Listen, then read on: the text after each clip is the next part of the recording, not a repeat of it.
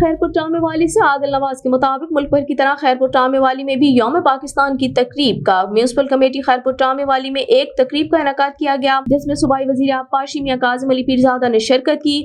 صوبائی وزیر میاں کاظم علی پیرزادہ نے پرچم کشائی کی اور پولیس کے چاق و چوبند دستے نے صوبائی وزیر کو سلامی پیش کی۔ تقریب کا باقاعدہ آغاز تلاوت کلام پاک سے ہوا۔ تقریب میں ٹاپ سٹار کے اسکول سے آئے ہوئے بچوں نے ملی نغمے پیش کیے۔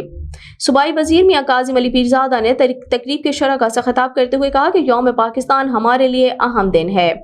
پاکستان معاشی مشکلات سے گزر رہا ہے۔ ہمارے قائد مریم نواز شریف وزیر اعلیٰ پنجاب ملک کے حالات کو بہتر کرنے کے لیے درد دل رکھتی ہیں اور محب وطن ہیں۔ ہمیں بھی محب وطن ہونے کا ثبوت دینا ہے۔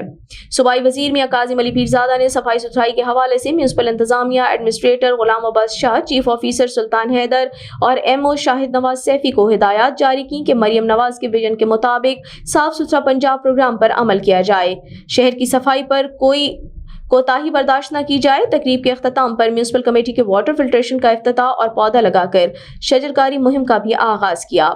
تقریب میں رانا محمد لقمان، سابق نائب ناظم میاں تجمل پنور، شاہ نواز خان اور دیگر معززین شہر نے شرکت کی۔